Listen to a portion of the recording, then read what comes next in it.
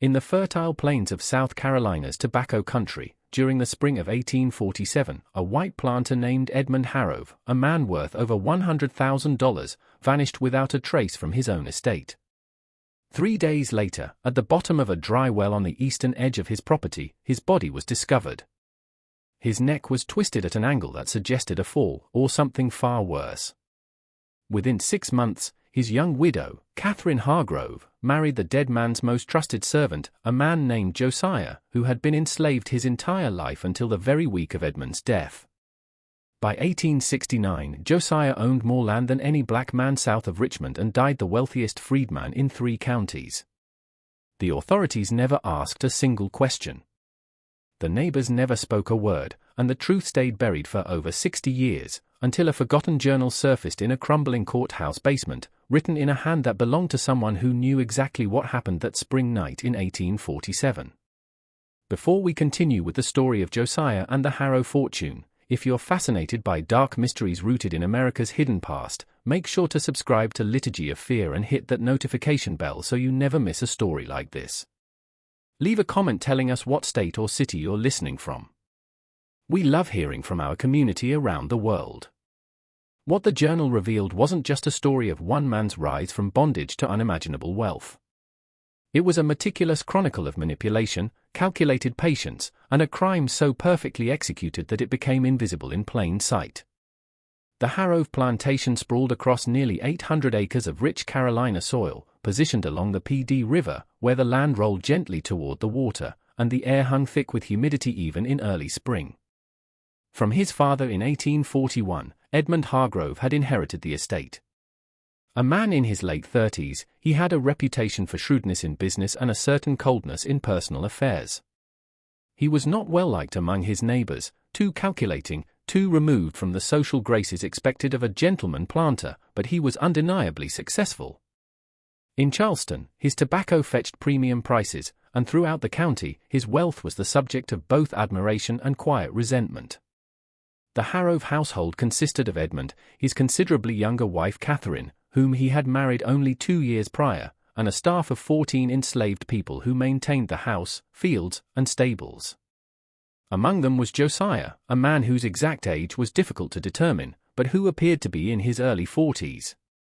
Decades earlier, Josiah had been purchased by Edmund's father and had grown up on the estate, learning to read and write in secret, a dangerous and illegal skill for an enslaved person in South Carolina, where laws explicitly forbade such education.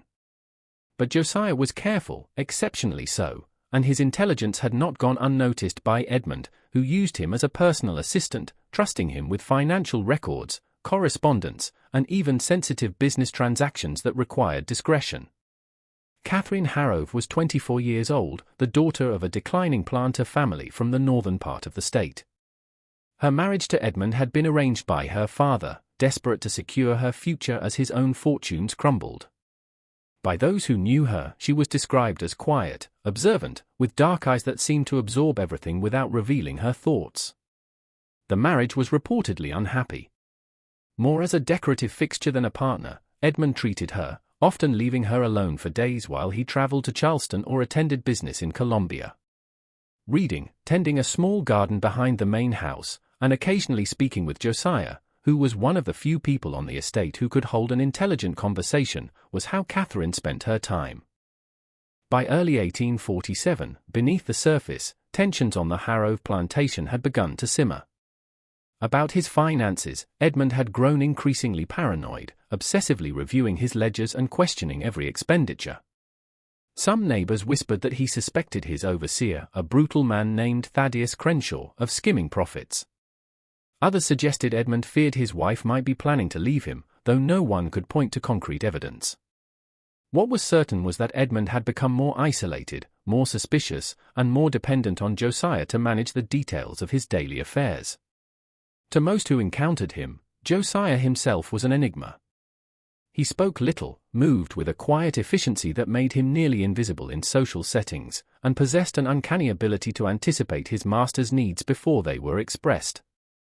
With a mixture of respect and wariness, some of the other enslaved people on the estate regarded him.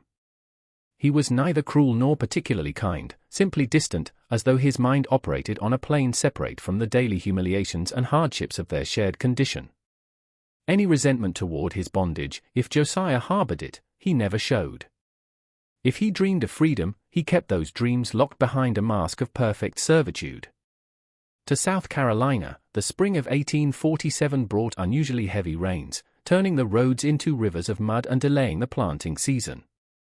Increasingly agitated, Edmund grew, pacing the veranda of the main house and snapping at anyone who approached him. On the evening of May 3, to his study, he summoned Josiah and closed the door. What transpired in that room would never be fully known. But when Josiah emerged nearly an hour later, unreadable was his expression, his movements as calm and measured as always. That night, Edmund Hargrove told his wife he would be inspecting the eastern fields at first light and retired to his bedroom alone, a habit he had adopted in recent months, preferring solitude to Catherine's company. For her part, Catherine spent the evening in the parlor, reading by candlelight until nearly midnight before retreating to her own quarters. The next morning, for breakfast, Edmund Hargrove did not appear. By midday, through the household, concern began to ripple. Josiah organized a search of the grounds, methodically directing the other workers to comb through the fields, stables, and outbuildings. It was late afternoon when one of the field hands discovered Edmund's body at the bottom of an old stone well that had been abandoned years earlier after a newer one was dug closer to the main house. The well was located in a remote corner of the property, surrounded by dense underbrush and rarely visited by anyone. Edmund's neck was broken, his body crumpled at the bottom of the shaft in a position that suggested he had fallen headfirst. Several feet from the well's opening, his hat was found as though it had been blown off by the wind. There were no signs of a struggle, no visible wounds beyond those consistent with a fatal fall. From town, the local constable, a man named Robert Finch, was summoned and conducted a cursory investigation. He concluded that Edmund had likely been inspecting the property in the early morning darkness, stumbled near the concealed well opening, and fallen to his death. A tragic accident, Finch declared, and nothing more. For days later, the funeral was held, attended by a modest crowd of neighbors and business associates, who offered their condolences to the young widow before departing as quickly as propriety allowed. In a black dress that seemed to swallow her small frame, Catherine Hargrove stood beside the grave, her face pale but composed, her eyes dry. At a respectful distance, Josiah stood, head bowed, perfectly still. Within a week of Edmund's burial, from Charleston, Catherine summoned a lawyer and began the process of settling her late husband's estate. To the shock of nearly everyone in the county, Edmund's will, witnessed and notarized just 3 weeks before his death, contained a provision that immediately freed Josiah from bondage and bequeathed him $500 in cash along with a small parcel of land on the western edge of the plantation. The will stated that Josiah had served the Hargrove family with unparalleled loyalty and intelligence and deserved to be rewarded for his service. Of course, the neighbors whispered. Some suggested Edmund had grown sentimental in his final days. Others wondered if Catherine had influenced her husband to include the provision, though no one could explain why she would do such a thing. A few more suspicious minds questioned the timing. Why had Edmund drafted this particular version of his will so close to his death?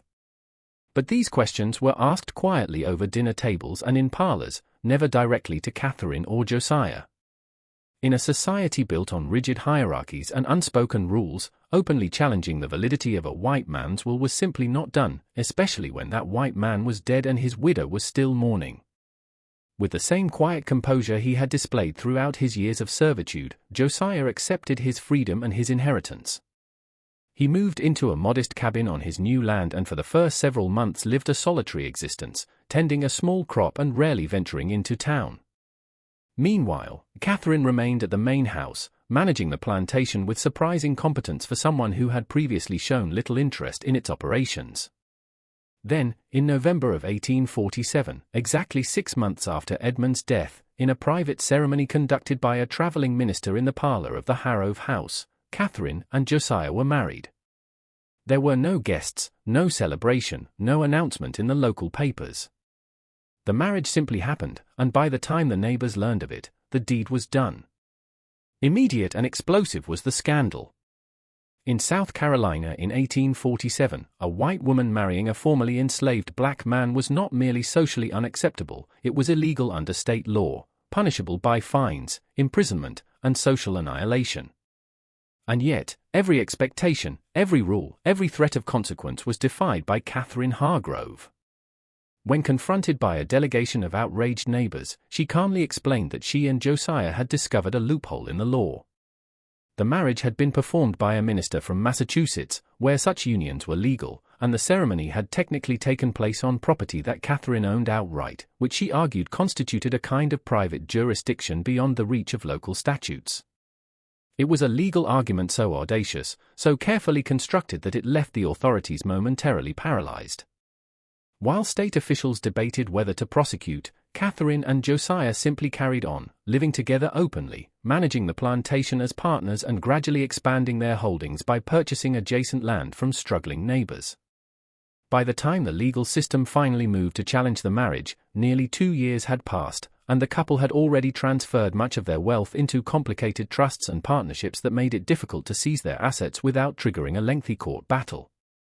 The authorities, realizing they were dealing with adversaries far more sophisticated than they had anticipated, quietly dropped the matter. But the true darkness of the Hargrove story did not lie in the scandal of the marriage. It lay in what had happened on the night of May 3, 1847, in the hours before Edmund Harrove's body was discovered at the bottom of that abandoned well. In 1909, the journal that surfaced, found by a courthouse clerk clearing out a storage room that had been untouched for decades, was written in Josiah's hand.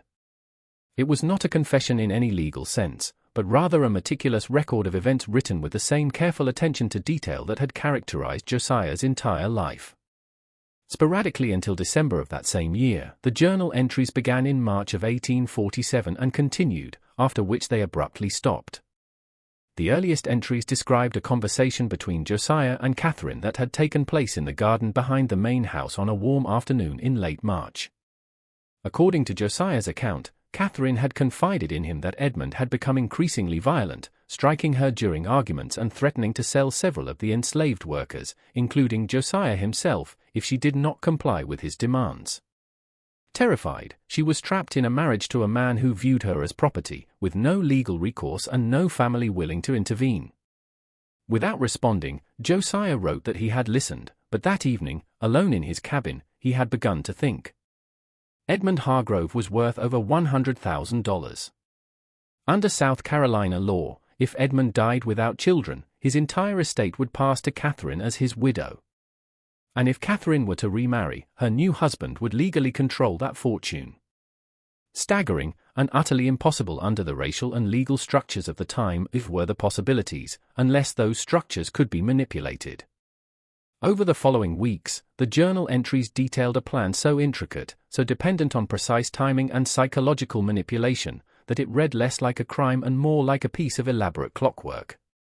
Edmund's growing paranoia about his finances was noted by Josiah, and he began subtly feeding that paranoia, mentioning in passing that he had seen the overseer, Thaddeus Crenshaw, meeting with a merchant from Charleston under suspicious circumstances. With minor discrepancies, he planted ledgers, just enough to make Edmund question whether he was being cheated. Always respectfully, he suggested that Edmund might want to inspect the more remote sections of the property personally without Crenshaw's knowledge to ensure everything was in order. On April 20, Josiah wrote that Edmund had asked him to draft a new will, one that would cut Crenshaw out of any potential inheritance and include a provision freeing Josiah as a reward for his loyalty. Edmund's thinking had been carefully guided by Josiah, suggesting language that would protect Catherine while also ensuring Josiah's own freedom and a modest inheritance.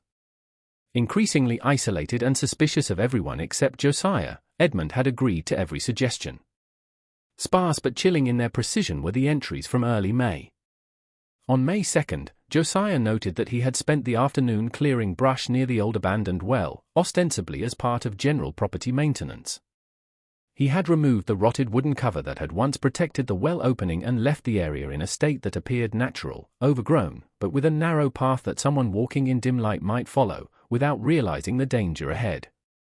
On the evening of May 3, after his private meeting with Edmund in the study, Josiah wrote a single sentence, **He will inspect the eastern fields at dawn, as I suggested he should. **. No explicit confession of murder was contained in the journal. There was no description of violence, no admission of pushing Edmund into the well. What it contained instead was something far more damning, evidence of premeditation, of psychological manipulation so skillful that Edmund Harrove had walked to his own death, believing it was his own idea to inspect that remote corner of his property in the darkness before sunrise. Brief was the entry dated May 4, written after Edmund's body had been discovered, *, the constable suspects nothing. Catherine performed her role without error. The will has been validated. We are free. If this story is making you question everything you thought you knew about history, hit that like button and share this video with someone who appreciates dark, complex mysteries, and stick with us, because what happened next proved that Josiah's plan was only the beginning of a much larger transformation. In the immediate aftermath of Edmund's death and Josiah's subsequent freedom, the Harrove plantation entered a period of strange, suspended normality. With a competence that surprised many but raised suspicions among those inclined to see conspiracy in every shadow, Catherine assumed control of the estate's operations. She proved to be a capable manager, maintaining the plantation's productivity and even negotiating better prices for the tobacco crop than Edmund had achieved in his final years. Josiah, now a free man, began building a reputation as a skilled agricultural consultant, advising other freedmen and even some white farmers on crop rotation and land management techniques. The marriage in November sent shockwaves through the community that never fully dissipated. While the legal challenges eventually faded, the social isolation of Catherine and Josiah was absolute and permanent. They were not invited to church socials, not acknowledged on the streets of town, not included in any of the networks of mutual support that characterized plantation society. In a kind of parallel world, they existed, visible but untouchable, prosperous but completely ostracized. What made their situation even more remarkable was that they appeared entirely unbothered by this isolation. While other social outcasts might have withered under such sustained rejection, Catherine and Josiah seemed to thrive. Steadily throughout the 1850s, they expanded their land holdings, purchasing properties from families devastated by failed crops or crushing debts. They diversified their investments, moving money into railroad bonds, textile mills, and urban real estate in Charleston. By 1860, on the eve of the Civil War, they controlled over 2,000 acres and had an estimated net worth exceeding $200,000, making Josiah one of the wealthiest black men in the entire South. For most Southern planters, the war years were catastrophic. But with the same calculated precision that had characterized their rise, Catherine and Josiah navigated the chaos. They quietly sold their tobacco holdings before Sherman's march, converted their assets into gold and Northern securities, and spent the war years in relative safety, emerging in 1865 with their fortune not only intact but substantially increased. While their neighbors struggled to rebuild from devastation, Catherine and Josiah purchased more land, acquiring entire estates for fractions of their pre-war value. New opportunities and new dangers were brought by Reconstruction. The political upheaval, the sudden enfranchisement of freedmen, the violent resistance of white supremacist groups, all of it created an environment where someone like Josiah, a wealthy black man married to a white woman, should have been a primary target for violence. And yet, year after year, Josiah and Catherine remained untouched. Their property was never burned, their lives never directly threatened, their business dealings never seriously disrupted. Many observers were puzzled by this immunity. Some attributed it to Josiah's careful cultivation of powerful allies, both black and white. Others suggested that Catherine's white skin provided a shield that Josiah used strategically. A few whispered that the couple had dirt on enough prominent citizens, secrets about wartime profiteering, evidence of covert Northern sympathies, documentation of financial crimes, that an attack on them would trigger revelations no one wanted exposed. But there was another explanation, one that appeared in Josiah's journal and that suggested a darker, more systematic approach to maintaining power. Beginning in 1850 and continuing through the war years, Josiah had kept detailed records of conversations, transactions, and behaviors of nearly everyone in his social and business orbit. He documented who was having affairs, who was embezzling from their own families, who had sold goods to Union forces during the war while publicly supporting the Confederacy, who had failed to pay taxes, who had falsified property records, who had committed fraud in their business dealings. The journal was not just a record, it was an insurance policy. A network of vulnerability had been created by Josiah, a web of documented secrets that made him simultaneously too dangerous to attack and too useful to completely exclude. When violence threatened, Josiah would have quiet conversations with specific individuals, mentioning particular facts or events in passing, and the threats would mysteriously evaporate. When business deals fell through, Josiah would send carefully worded letters to relevant parties, and suddenly doors would reopen. It was blackmail, but blackmail so subtle, so carefully calibrated that it was barely recognizable as such. Explicit threats were never made by Josiah. He never demanded payment or favors. He simply let people know, through the gentlest possible means, that he knew things and that their cooperation was in everyone's best interest. According to the journal, Catherine was a full partner in this strategy. She maintained correspondence with women throughout the region, ostensibly for social purposes, but these letters served as intelligence-gathering operations. She attended church services at a small racially integrated congregation on the edge of town where she cultivated relationships with people from every social class. She donated to charities and causes that gave her access to financial records and personal information. Together, she and Josiah constructed a surveillance apparatus that would have impressed any modern intelligence agency. By the late 1860s, Josiah's wealth and influence had reached levels that seemed impossible for someone who had been enslaved just 20 years earlier. He owned property in 3 counties, held shares in multiple businesses, served on the board of a freedmen's bank, and was consulted by Republican politicians seeking to understand the complex dynamics of Reconstruction-era South Carolina. And yet, for all his public success, Josiah remained fundamentally unknowable. He gave no interviews, published no memoirs, made no grand speeches about his journey from bondage to fortune. He simply existed, accumulating wealth and power with relentless efficiency, while Catherine stood beside him, equally silent, equally enigmatic. In 1868, the first serious challenge to Josiah's carefully constructed empire came when a young attorney named Samuel Garrett arrived in South Carolina from Pennsylvania. Hired by distant relatives of Edmund Hargrove to investigate the circumstances of Edmund's death and the subsequent transfer of his estate, Garrett was in his late 20s, idealistic and ambitious, believing he had uncovered evidence of a massive fraud that would make his reputation as a lawyer. Garrett's initial investigation focused on the will that Edmund had drafted just weeks before his death. He obtained copies of earlier versions of Edmund's will from the Charleston law firm that had handled the Harrove family's legal affairs for decades and discovered significant discrepancies. The earlier wills had made no mention of freeing Josiah or providing him with any inheritance. Radically different was the final will drafted in April 1847, and the witnesses who had signed it were both dead, one from cholera in 1849 and the other from injuries sustained during the war. Next, Garrett turned his attention to the circumstances of Edmund's death itself. He interviewed the retired Constable Robert Finch, now in his 70s and suffering from failing memory, but who recalled that the investigation had been brief, perhaps too brief.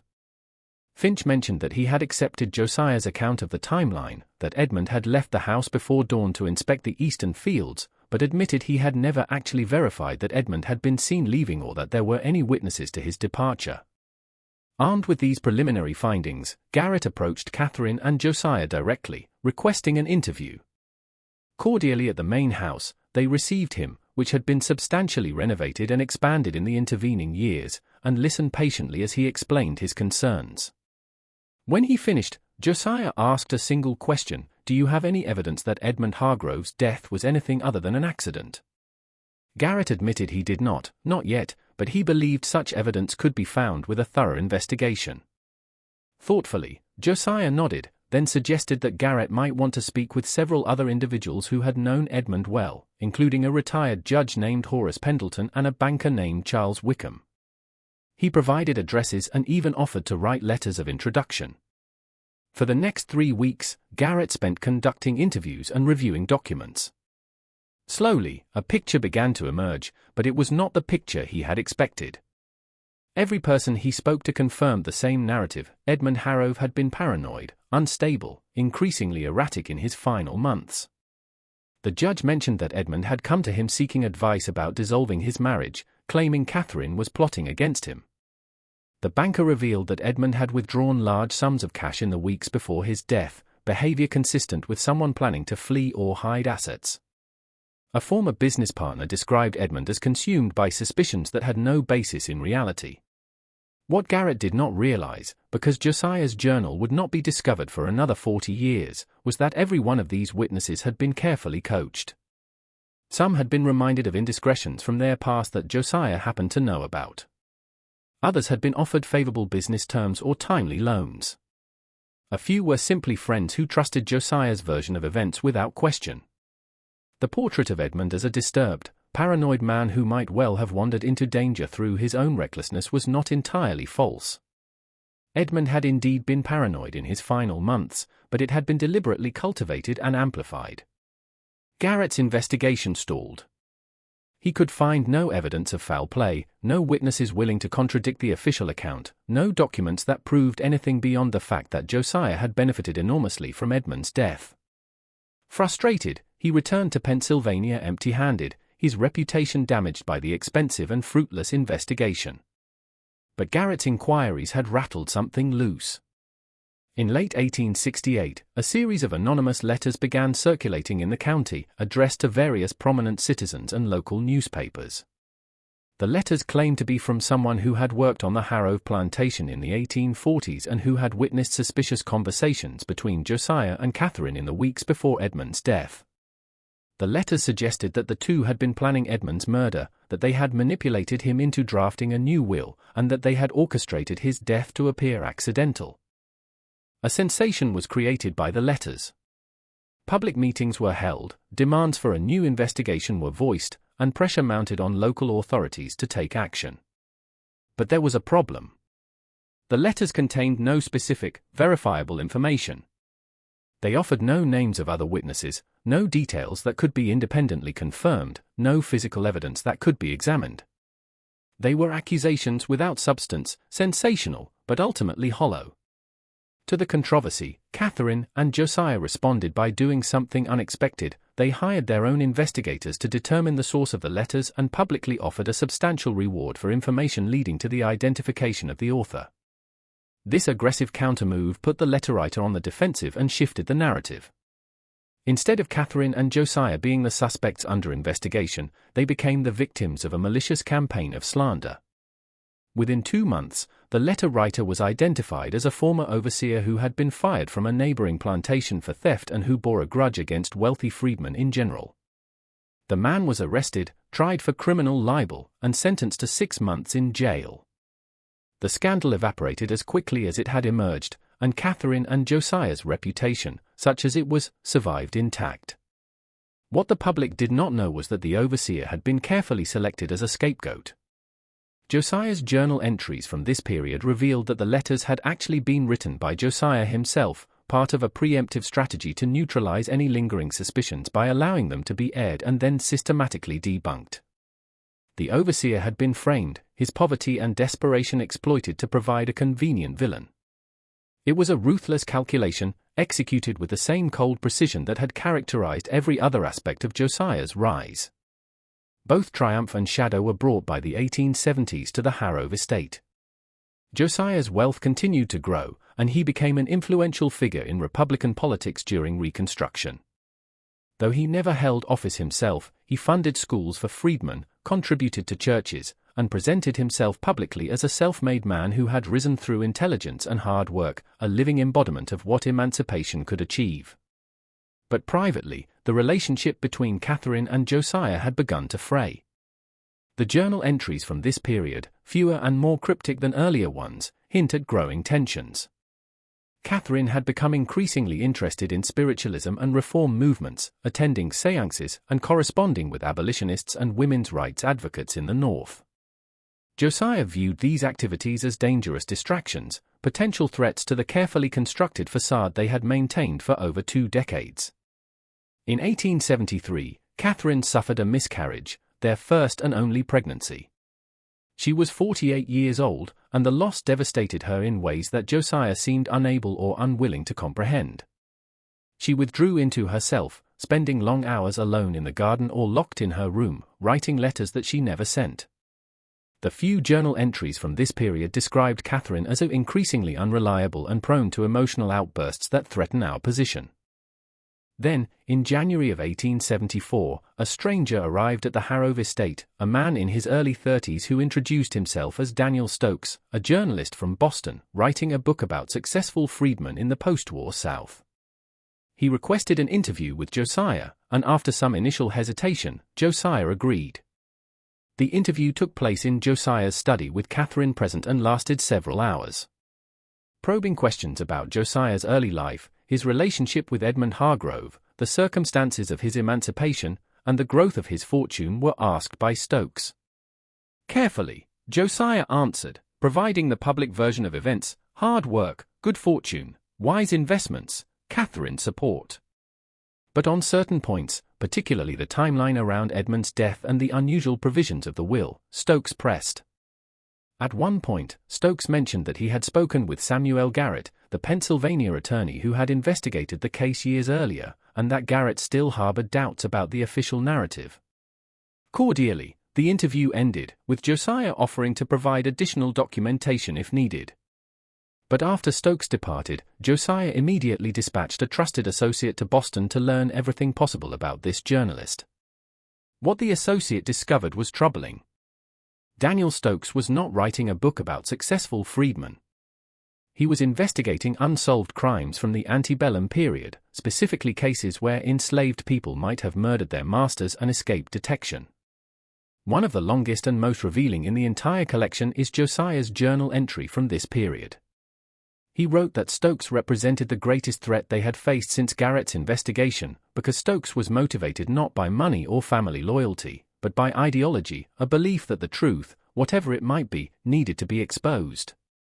Such people, Josiah noted, were far more dangerous than those seeking profit, because they could not be bought, threatened, or manipulated in conventional ways. The entry continued with a detailed analysis of potential responses. Josiah considered various strategies, discrediting Stokes, threatening legal action, using political connections to have him expelled from the state. But each approach carried risks. What Josiah needed was a way to make the investigation collapse from within, to give Stokes a reason to abandon his pursuit that had nothing to do with external pressure. The solution Josiah devised was characteristically indirect. Through his network of contacts, he learned that Stokes was deeply in debt, having borrowed money to fund his investigations and his travel. Josiah arranged for one of his business partners, a wealthy merchant with no obvious connection to the Harrow family, to offer Stokes a lucrative position as a private researcher investigating corporate fraud cases for northern industrialists. The salary was generous, the work was respectable, and the offer came with one implicit condition: Stokes would need to abandon his current projects to take the position immediately. Stokes accepted. He returned to Boston in March of 1874 and never published anything about Josiah or the Harrow estate. The threat simply evaporated, neutralized not through confrontation, but through the strategic application of financial incentive. But Catherine had been deeply shaken by Stokes's visit. According to Josiah's journal, she began asking questions about what would happen if the truth ever emerged, whether they would be prosecuted, whether their fortune would be seized. Josiah tried to reassure her that the truth would never emerge, that too much time had passed, that too many witnesses were dead, that the evidence was too circumstantial. But Catherine was not comforted. She had begun to have nightmares, Josiah wrote, waking in the night, screaming about falling into darkness, about Edmund's ghost returning to drag them down into the earth. The tension between them reached a breaking point in the summer of 1875. Catherine announced that she wanted to leave South Carolina, to move north where they might live more freely, where the weight of the past would not press so heavily on every moment of their lives. Josiah refused. Everything he had built was here, he argued: the land, the businesses, the network of relationships and obligations that protected them. To leave would be to abandon their security, to make themselves vulnerable in new ways they could not predict or control. Bitterly, they argued, and for several weeks, barely spoke to each other. Then, on a sweltering August afternoon, Catherine left the main house and walked to the eastern edge of the property, to the site of the old abandoned well where Edmund Hargrove had died 28 years earlier. She stood at the edge of the now partially collapsed shaft, staring down into the darkness, and stayed there for over an hour. One of the workers noticed and informed Josiah, who found her still standing there as the sun began to set.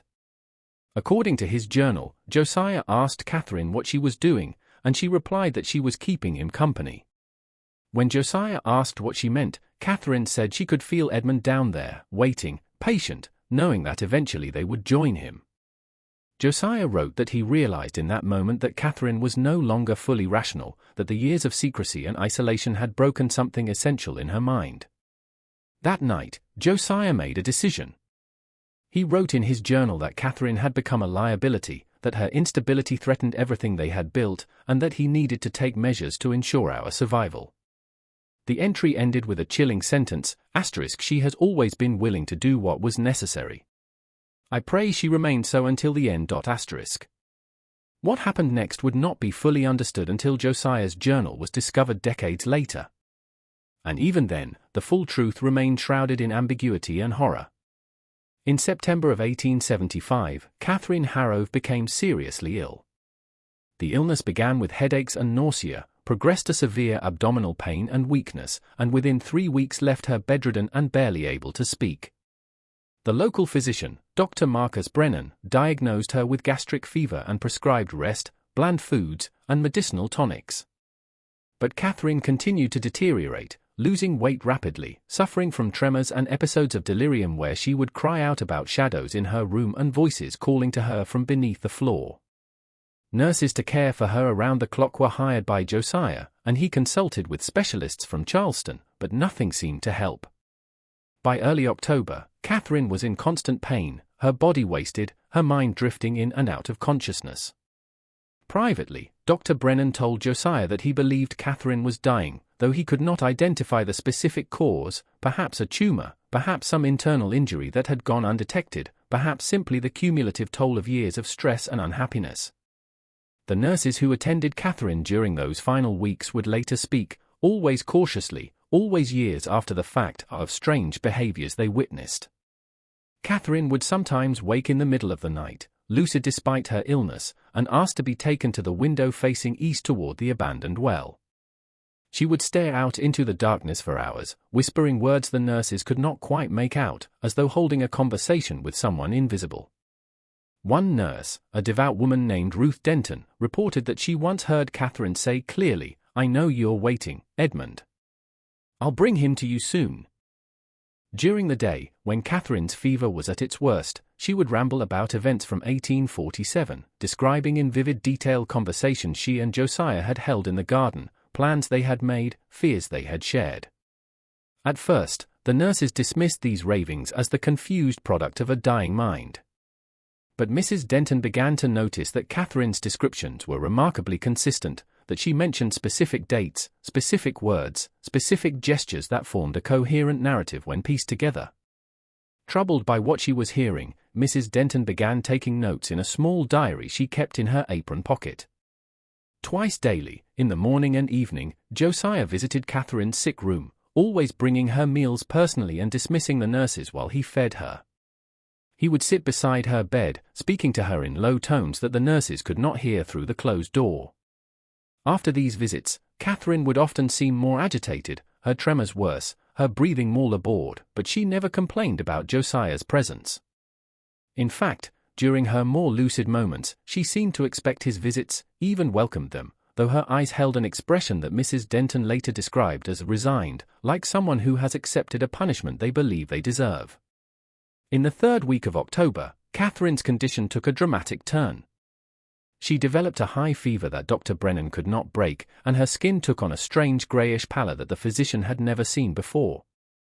Her extremities became cold despite the warmth of the room, and she complained, when she could speak at all, of intense burning sensations in her stomach and throat. Dr. Brennan began to suspect something beyond natural illness, but he could not identify what. The symptoms did not match any disease he knew, and the pattern of deterioration was unlike anything in his medical experience. On the morning of October 18th, Catherine summoned what remained of her strength and asked Mrs. Denton to bring Josiah to her immediately. When Josiah arrived, Catherine dismissed the nurse, insisting on privacy for what she said would be her final conversation with her husband. Reluctantly, Mrs. Denton withdrew, but remained close enough to the door that she could hear raised voices, Catherine's weak but determined, Josiah's low and urgent.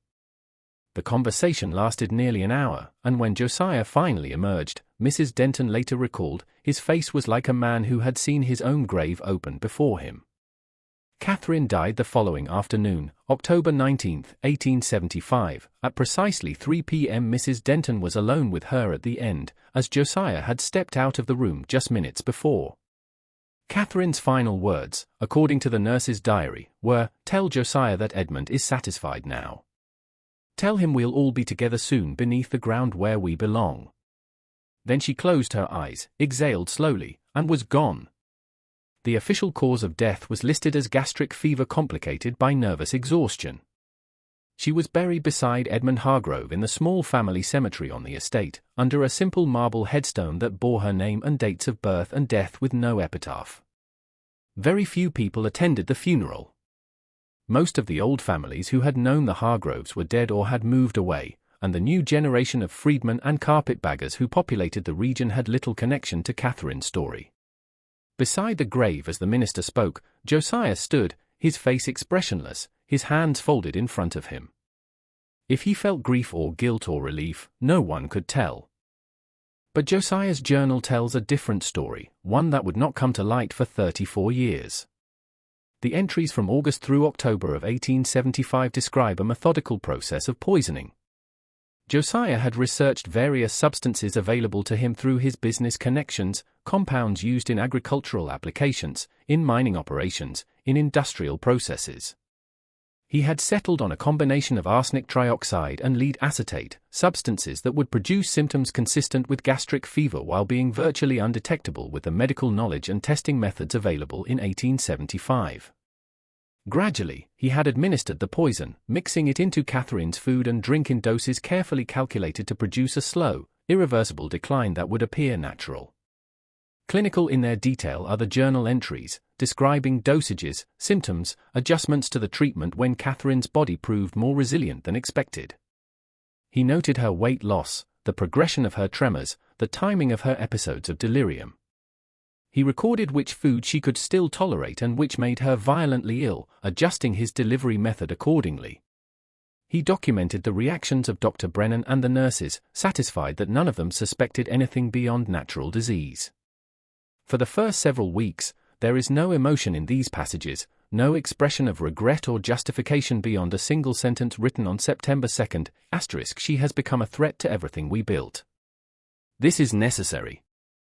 I have protected us before and I will protect us again no matter the cost. *. But as Catherine's condition worsened and her death became imminent, Josiah's journal entries began to change.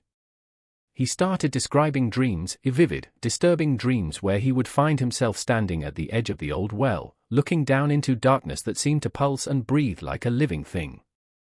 In these dreams, Edmund's voice would call to him from below, not angry or vengeful, but calm, patient, even welcoming, *, "There's room for all of us down here, Josiah. You knew it would end this way." On October 10, Josiah wrote about waking in the middle of the night to find muddy footprints leading from his bedroom door to his bed, footprints that matched the boots Edmund had been wearing the night he died. Boots that had been buried with Edmund's body 28 years earlier. He followed the trail of prints back through the house, down the stairs, and out the front door, where they continued across the lawn toward the old well site before vanishing into the grass. He convinced himself it had been a dream, a product of stress and lack of sleep, but the next morning found actual mud still clinging to his bedroom floor. On October 15, just 4 days before Catherine's death, Josiah recorded an incident that clearly terrified him. He had been working in his study late at night when he heard Catherine's voice calling to him from somewhere in the house. But Catherine was in her sick room on the 2nd floor, too weak to leave her bed. He listened carefully and realized the voice was coming from beneath him, from the cellar. Against every instinct, he took a lamp and descended the narrow stairs into the basement, a space he rarely entered, where old furniture and forgotten belongings were stored. The voice led him to the far corner of the cellar, to a spot where the foundation stones met the earth floor. And there, in the lamplight, he saw something that made his hands shake so violently he nearly dropped the lamp. The earth was disturbed, as though something had been digging up from below. A small depression had formed, and in the center of it lay a gold wedding ring, the ring he had watched Edmund slide onto Catherine's finger in 1845, the ring Catherine had continued wearing even after she married Josiah, though she had moved it to her right hand. But Catherine was still wearing that ring. Josiah had seen it on her finger that very evening when he brought her dinner. He raced back upstairs to her sick room and checked. Yes, the ring was there, glinting dully on her wasted hand.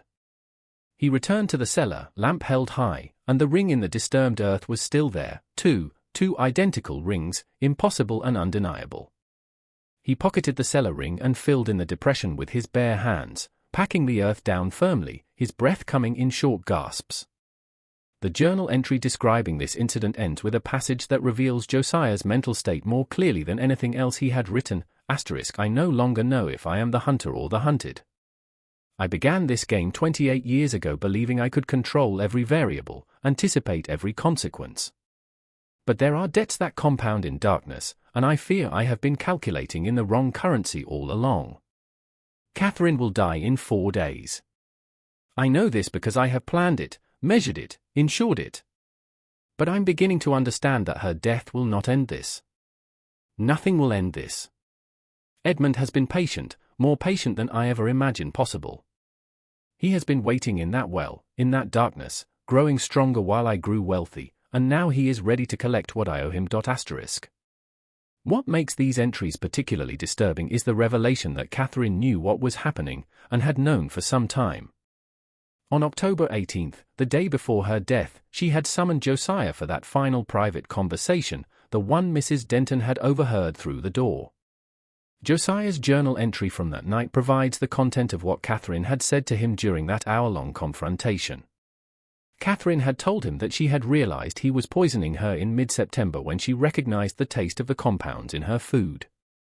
She had helped her father manage his struggling plantation as a young woman and knew the bitter tang of arsenic from its use in tobacco pest control.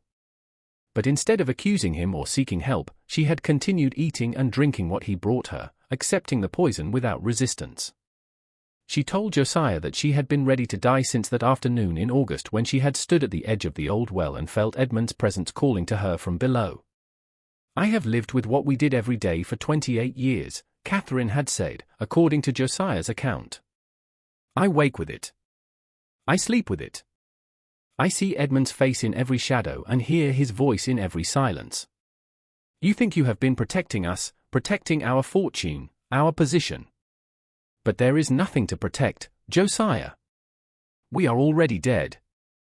We died the moment Edmund fell into that darkness. Everything since then has been a ghost's dream, a phantom existence built on rotten blood. You are killing me because you fear I will expose us. But you don't understand. I welcomed exposure. I prayed for it, because judgment, even earthly judgment, would have been a relief from this endless pretense.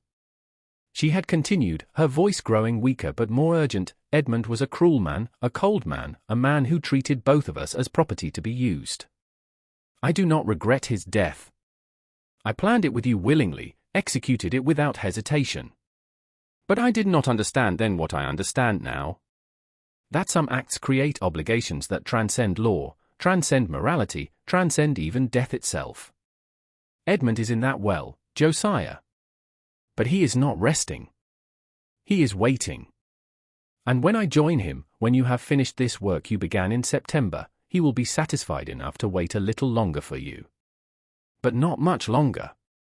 A few years, perhaps, and then he will come for you, not with violence or vengeance, but with the same patient, inevitable pull that drags all debts to their final reckoning. Josiah had tried to deny that he was poisoning her, tried to maintain the fiction that her illness was natural, but Catherine had laughed, a sound that Josiah described as more terrible than any scream, because it held not bitterness, but genuine amusement at the absurdity of our lies. She had told him to stop pretending, that they were past pretense now, and that she needed him to understand one final truth. I forgive you for this, Josiah. I forgive you for Edmund, for the years of deception, for this poisoning now. Not because what you did was forgivable, but because I am complicit in all of it, and my forgiveness is as worthless as your guilt. But Edmund does not forgive. Edmund will never forgive. And when you join us, not if, but when we will all three descend together into the darkness we have earned. The conversation had ended with Catherine asking Josiah to finish the work quickly, to increase the dosage so that her suffering would end within a day. Josiah had agreed, though he wrote that he felt as though he was signing my own death warrant with every word. That night, he prepared a final, massive dose of the poison and brought it to her the next morning in a cup of broth. She had drunk it without hesitation, maintaining eye contact with him the entire time, and had died 7 hours later. One of the longest and most anguished in the entire collection is the journal entry from the night of October 19th, the night of Catherine's death and burial. Josiah described standing alone in his study after the funeral, surrounded by the evidence of his success, the deeds to thousands of acres, the stock certificates, the bank statements, the ledgers showing assets that made him one of the wealthiest men in the region. He had accomplished everything he had set out to achieve 30 years earlier when he had begun his patient, methodical manipulation of Edmund Hargrove. He had risen from slavery to wealth, from powerlessness to influence, from invisibility to prominence. He had defeated every obstacle, outmaneuvered every threat, survived every challenge. And yet, he wrote, I feel as though I have spent 3 decades climbing a mountain, only to discover upon reaching the summit that I have been descending into a chasm all along. The height I thought I had achieved is merely the depth to which I have fallen. I am wealthy, but I am alone. I am successful, but I am terrified. I am free, but I am trapped. And Edmund, poor dead Edmund, is the one who has won after all. Because he is at rest in his grave, while I must continue living with what I have done, must continue pretending that any of this was worth the cost.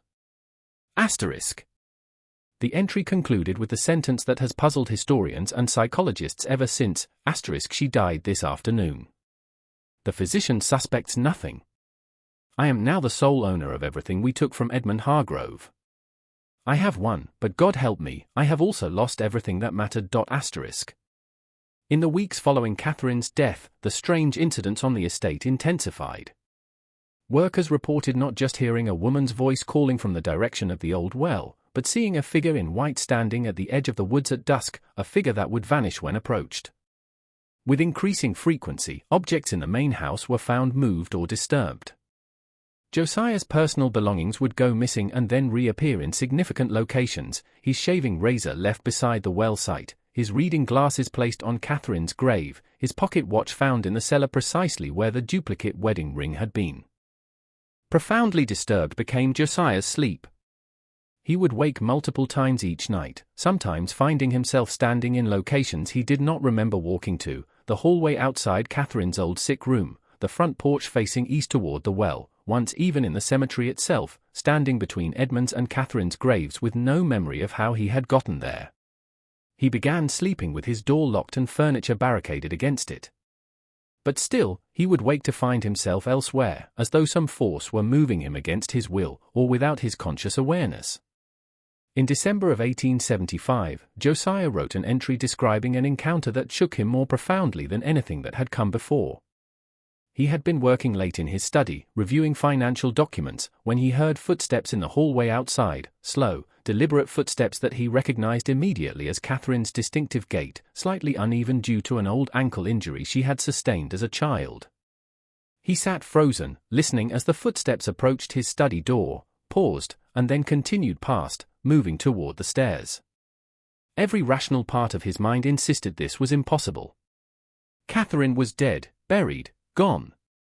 But the sound was unmistakable, and it was accompanied by something else, the faint rustling of skirts, the soft creak of leather shoes, the particular rhythm of Catherine's walk that he had heard thousands of times over nearly 30 years. He opened the door, lamp held high, and found the hallway empty.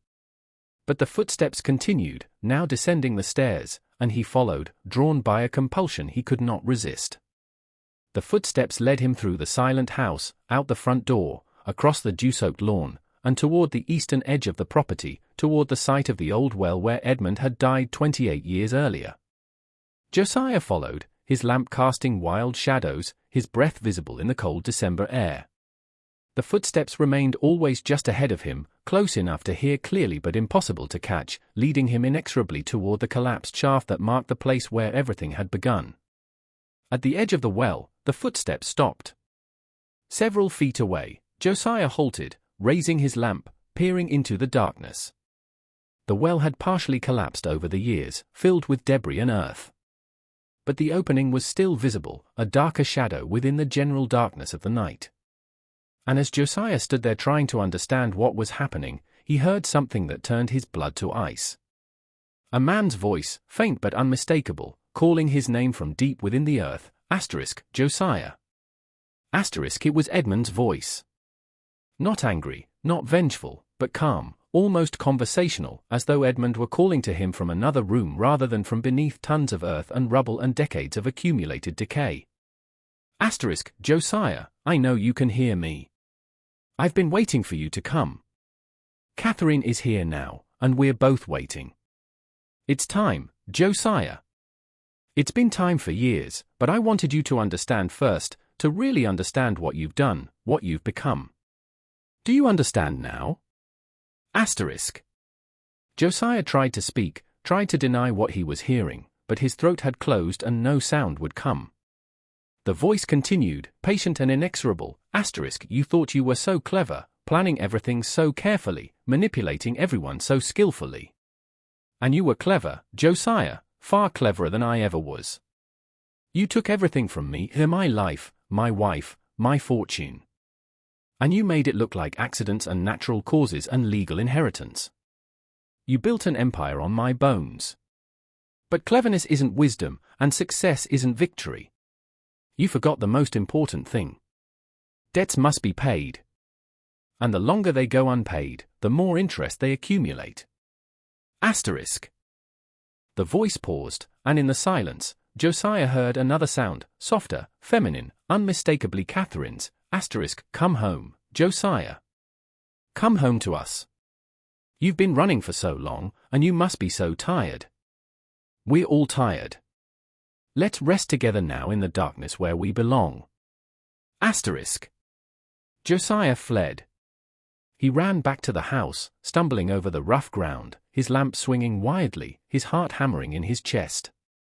He burst through the front door and bolted it behind him, then raced upstairs to his bedroom and did the same with that door, piling furniture against it, his hands shaking so violently he could barely grip the chair backs and table legs he dragged into position. He spent the rest of the night huddled in the corner of his room, his loaded pistol in his lap, listening to the silence of the house and praying for dawn. The journal entry describing this incident ends with a question that seems to rise from the deepest part of Josiah's soul. Have I finally crossed a line that cannot be defended by cleverness alone? Have I ventured so far into darkness that I can no longer find my way back to light? Or was I born in that darkness, and have I simply been pretending to be human all these years when I am really something else entirely?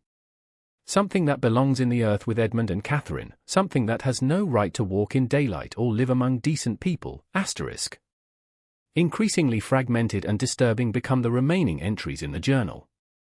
Josiah describes more encounters with impossible phenomena, shadows that moved independently of their sources, doors that opened themselves despite being locked and barricaded, the persistent smell of decay that would suddenly fill a room and then vanish just as quickly. He writes about seeing faces in mirrors that were not his own, about finding Catherine's handwriting in books he knew she had never touched, about waking to find mud and grave dirt tracked through his bedroom despite the windows and doors being secured.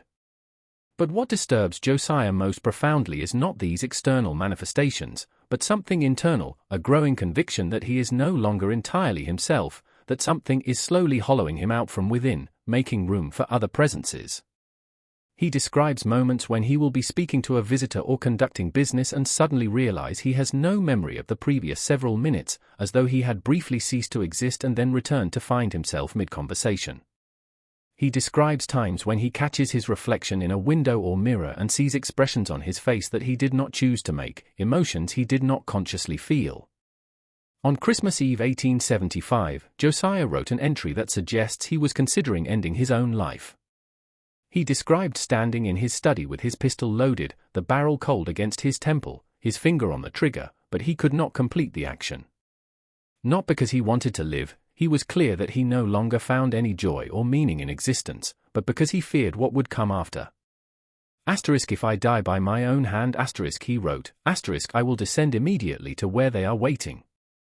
And I will face their judgment with no more delays, no more distance, no more pretense. And I am not ready. God forgive me, but I am not ready. I am a coward at the last, as I have been a coward throughout, hiding my crimes behind cleverness and rationalization. I will live because I am too frightened to die, and I will die eventually because I am too weak to truly live. Just when we thought we'd uncovered the darkest secrets of Josiah's rise to power, the true horror reveals itself in his complete psychological unraveling. If this story has given you chills, share it with someone who appreciates complex historical mysteries. Hit that like button to support deep dives like this, and subscribe so you never miss these disturbing tales from America's hidden past. Because what happened to Josiah in his final years proves that some debts can never be escaped. Josiah lived for another 8 years after Catherine's death, but they were years marked by increasing isolation and evident psychological deterioration that everyone who encountered him could not help but notice. He withdrew almost completely from public life, stopped attending political meetings, and gradually reduced his business activities to the bare minimum necessary to maintain his properties. Neighbors who occasionally saw him described a man who had aged decades in mere years, his once sharp mind apparently clouded by some unnamed burden, his posture stooped as though carrying an invisible weight. He hired and fired a succession of housekeepers and servants, unable to keep anyone in his employ for more than a few months. Those who worked at the estate during this period later spoke, always anonymously, always years after the fact, of a house filled with dread, where strange sounds echoed through the halls at night, and the master would be found wandering the grounds before dawn, seemingly searching for something he could never find. One housekeeper reported hearing Josiah holding conversations in his study late at night, speaking in different voices as though multiple people were present, though when she opened the door, she always found him alone. The few visitors Josiah received during these years all remarked on the dramatic change in his demeanor. Where he had once been reserved but composed, he now seemed perpetually anxious, starting at unexpected sounds, frequently glancing over his shoulder as though being followed. His hands trembled constantly, and he rarely slept, judging by the dark circles beneath his eyes and his haggard appearance. In 1879, in what appeared to be an attempt at atonement, Josiah made a substantial donation to establish a school for black children in the nearest town, with the stipulation that the school be named the Catherine Harrove Memorial Academy. In 1881, he funded the construction of a new wing at the local hospital, again insisting it be dedicated to Catherine's memory. Later that same year, he endowed a perpetual fund for the maintenance of the cemetery where Edmund, Catherine, and he himself would eventually be buried. These acts of apparent philanthropy puzzled many who had known Josiah during his years of accumulating wealth. He had never been particularly generous while climbing to prosperity. Those who read his journal decades later understood these gestures differently. They were not tributes, but expiations, desperate attempts to balance accounts that could never be balanced. In an entry from June 1879, Josiah wrote, "Perhaps, if her name is spoken with reverence by enough people, if enough children are educated under her memory, the voices will stop and the shadows will cease their pursuit. But I am simply a fool, believing that money can wash away blood, that buildings can atone for murder." In 1882, Josiah's health took a severe turn. He developed a chronic cough that physicians could not explain, accompanied by chest pains and difficulty breathing. He lost a significant amount of weight, his already thin frame becoming skeletal. His mental state also continued to deteriorate. He began referring to people who were not present, asking visitors if they could see Edmund or Catherine standing in the corner of the room, seeming genuinely confused when told that no one else was there. In an increasingly shaky hand, the final entries in Josiah's journal chronicle the complete collapse of his psychological defenses. He wrote about no longer being able to distinguish between waking and sleeping, reality and hallucination, past and present. They are not angry anymore, he wrote in January 1883. They are simply waiting, and their patience is more terrible than any rage could be, because their patience means they are certain of their victory. Certain that I will join them eventually. In February, Josiah drafted the letter that would distribute his entire fortune among various charitable institutions after his death. He specified that none of the money should go to any individual heir, and that all organizations receiving funds must publicly acknowledge that the money came from a man seeking to make amends for unpardonable crimes. When his lawyer tried to convince him to reconsider, Josiah refused. "I will not live much longer," he told the man. "I can feel it. Something is pulling at me, pulling me down into the earth where I should have gone 36 years ago." Josiah died on March 7, 1883, at approximately 3 o'clock in the morning, the same time of day that Catherine had died, found slumped over his desk in his study. The official cause of death was heart failure. On his desk, beside his body, was a sheet of paper with a single sentence written in Josiah's hand, "I am ready now. Take me to where we all belong." Poorly attended was the funeral.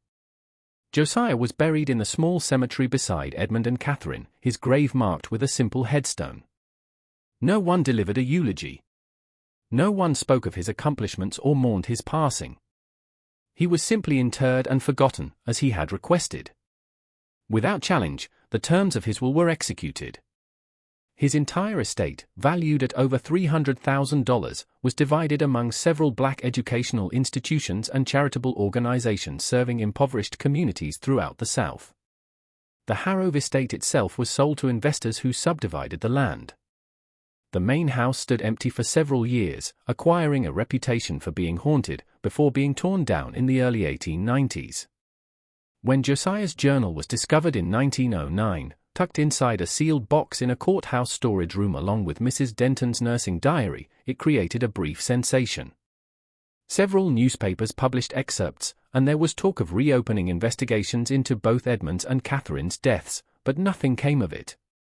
All the principals were long dead, the evidence was gone, and the legal system had little interest in prosecuting crimes that had occurred more than 60 years earlier.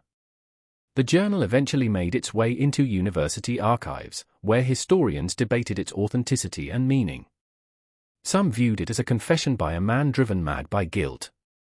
Others saw it as evidence of genuine supernatural phenomena. A few suggested that Josiah's guilt had manifested as psychological hallucinations rather than genuine paranormal events. What seems certain is that Josiah genuinely believed he was being haunted, whether by actual supernatural entities or by manifestations of his own guilt becomes almost irrelevant in the face of his obvious psychological suffering. The truth about what actually happened on the night of May 3, 1847, when Edmund Harrove died, and during the autumn of 1875 when Catherine wasted away, like so many truths from that dark period of American history, remains ultimately unknowable. Did Josiah murder Edmund by luring him to the well? Did he poison Catherine? Or did his guilt-ridden mind convince him he had committed murders that never actually occurred? The documents suggest possibilities but offer no definitive answers. Perhaps the most significant question is not whether Josiah was guilty in a legal sense, but whether guilt itself, regardless of its objective basis, can function as a form of punishment more terrible than any court could impose. Josiah lived 36 years after Edmund's death, accumulating wealth and power that should have been impossible for a man born into slavery. And yet, if his journal is to be believed, those 36 years were not a triumph, but a prolonged torture, a slow descent into psychological hell that no amount of money or status could prevent. In 1951, during construction of a shopping center on the site where the Harrove plantation had once stood, workers unearthed the remains of the old cemetery. The bodies were supposed to be relocated, but the records of this reinterment are incomplete and contradictory. The shopping center operated through the 1960s and 70s, but began experiencing difficulties in the 1980s, persistent flooding, unexplained cold spots, electrical malfunctions. Employees refused to work certain areas after hours because of unsettling feelings and a sense of being watched. The shopping center closed in 1997, was demolished in 2003, and the land remains vacant, too troubled by legal complications to develop. Local residents still sometimes speak, usually quietly, and only to those they trust, about the patch of woods near where the old well used to be, woods that somehow survived all development attempts. They say that on certain nights, particularly in early spring and mid-October, you can hear sounds coming from those woods. Sounds that might be wind, or footsteps, or voices raised in argument. They say that sometimes, in the early morning fog, you can see 3 figures standing at the edge of those woods, one tall like Edmund, one slight like Catherine, one stooped like Josiah in his final years, simply watching, as though waiting for something that will never come. These stories are dismissed as folklore, as inevitable mythology around dramatic historical events. And perhaps that's all they are, stories that help us process the moral complexities of a time when the line between victim and victimizer was often blurred beyond recognition. Or perhaps they are reminders that some debts outlast the people who incurred them, that some crimes echo across generations, and that the past, no matter how deeply buried, never truly stays silent. Perhaps they are warnings that the foundations we build our lives upon matter, that the means by which we achieve success cannot be divorced from the ends we reach, and that every choice creates obligations that must eventually be satisfied. Josiah rose from slavery to become one of the wealthiest black men in the post-war South through intelligence, patience, and possibly through 2 murders that went unpunished. He died wealthy but alone, successful but tormented, free but imprisoned by guilt. His fortune was distributed to causes he hoped might balance the moral ledger. But no one remembers his name today except as a footnote in obscure historical texts, a cautionary tale about the costs of ambition pursued without regard for conscience. This mystery reveals the dark complexities of ambition, survival, and justice in a society built on profound injustice, and raises the question of whether true escape from our sins is ever really possible, or whether we carry them with us always, growing heavier until they finally drag us down to where we've always belonged. What do you think happened in those final years? Did Josiah truly commit murder? Or was he destroyed by his own guilt over actions he never took? Was he haunted by genuine supernatural forces, or by the far more terrible ghosts of his own conscience? Leave your thoughts in the comments below. If you found this story compelling, subscribe to Liturgy of Fear, hit that notification bell, and share this video with anyone who appreciates the darker corners of American history. Until next time, remember that the past is never as distant as we like to believe, and that some stories refuse to stay buried, no matter how much earth we pile on top of them.